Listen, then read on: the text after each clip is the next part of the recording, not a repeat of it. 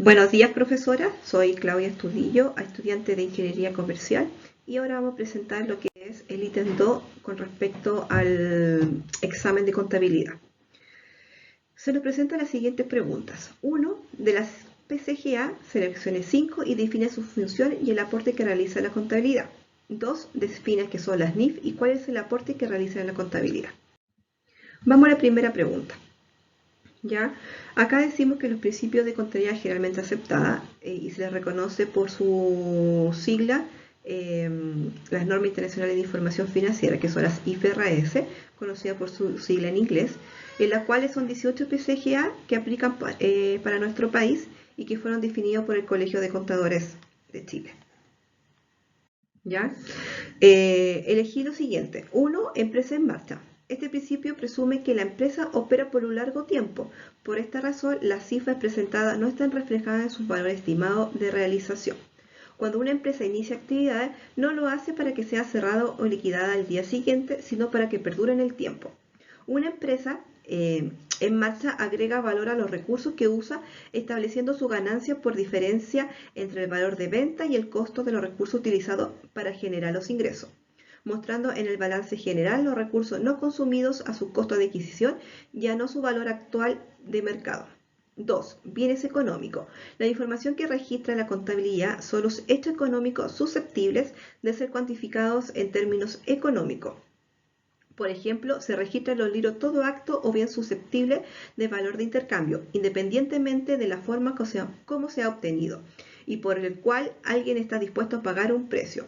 Cualquier activo, como caja, mercadería, activo fijo, en poder y o uso de la entidad y sobre el cual ejerce derecho sin estar acreditado necesariamente la propiedad de la misma, mientras no entre en conflicto con tercero que también reclame la propiedad. Son susceptibles de registrar en libros en vía de regularización a través de asientos de ajuste, tratamiento que se hace extensivo a las diferencias en los costos de adquisición o registro en fecha anterior. 3. Entidad contable. Acá la contabilidad es para la empresa y no para su dueño o dueños, y en la cual nos referimos. Una empresa es un ente jurídico que debe actuar por sí solo, lo cual no tiene nada que ver con el dueño, los dueños o accionistas. Es frecuente observar en las empresas unipersonales o sociedades de propiedad mayoritaria de una persona la mala práctica de utilizar los recursos monetarios o bienes de la empresa en beneficio o uso personal, cancelándose factura o asumiendo gastos particulares ajenos a la empresa, situación que debe obligar a adoptar normas adecuadas de registración contable que diferencien los bienes, derechos u obligaciones personales de los que corresponde a la empresa. Contablemente debe distinguir entre la entidad y los intereses ajenos al mismo. 4. Criterio de prudencia. Cuando en la aplicación de los principios contables se puede elegir entre dos o más alternativas de procedimiento, se debe elegir aquella que resulte más conservadora. ¿Ya? Este principio plantea siempre elegir la opción que entregue menos resultados positivos y más resultados negativos. El principio de prudencia no solo está referido a las transacciones con terceros, sino también a situaciones internas de la empresa que deriven de cambios en el tiempo de valor de lo activo y pasivo, determinándose por comparación entre situaciones anteriores a otra posterior, variaciones que incrementan o disminuye su valor. Por consiguiente, las ganancias o pérdidas que se deriven de comparaciones deberán ser atribuidas a la cuenta que corresponda al momento en que se genere. Ante diversas alternativas contables, se optará por aquella que sea menos optimista. Esto es al menos favorable para la empresa a efecto de sobreestimar los activos y utilidades. 5. La objetividad.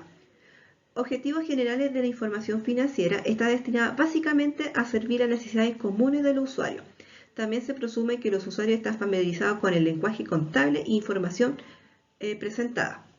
Se entiende que quienes requieren de la información contable, ya sean usuarios internos como externos, saben o están familiarizados con la teoría contable. Además, es una evidencia que respalda el registro de la variación patrimonial. La evidencia puede estar constituida por documentos mercantiles, convencionales o por hechos no necesariamente documentados caracterizados por cierto grado de certidumbre, como la variación del tipo de cambio de una moneda extranjera de una fecha a otra, variación en la cotización de los títulos como acciones y bonos estimados Y bonos. Estimación de la probable incobrabilidad de letras por cobrar, provisión por mercadería, soleta, etc. La segunda pregunta es, defina qué son las NIF y cuál es el aporte que realiza la contabilidad. Bueno, las normas internacionales de información financiera, también conocidas por su sigla en inglés como IFRS, son estándares técnicos contables adoptados por la IASB, que es una institución privada con sede en Londres, que la función de estas normas tienen como finalidad de estas normas es regular la forma y preparar y presentar información sobre los hechos económicos que generan las empresas al interactuar con su entorno. Esto significa un cambio en el lenguaje del quehacer de los contadores y de los estados financieros que estos realizan. Si bien la mayoría de las entidades económicas en Chile utilizan esta norma, puesto que desde 2013 se derogan los boletines técnicos en los cuales se elaboraban los estados financieros, no son obligatorios. Sin embargo, para los casos de sociedades anónimas abiertas, las cuales son fiscalizadas por la Superintendencia de Valores y Seguros, las IFRS sí son obligatorias.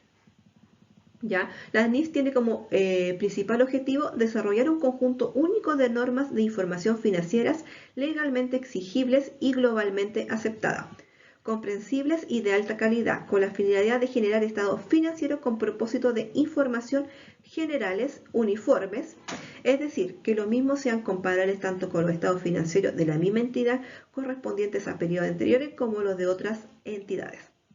¿Ya? ¿Qué establece esta norma? Según el Colegio de Contadores de Chile de 2012, fundamentalmente son requerimientos generales para la presentación de los estados financieros con propósito de información general, guías para la estructura de los estados financieros con propósito de información general y requerimientos mínimos sobre los contenidos de los estados financieros con propósito de información general. Bueno, profesora, espero que estén claras las dos preguntas y agradecer nuevamente toda la información que nos pudo haber entregado durante este semestre.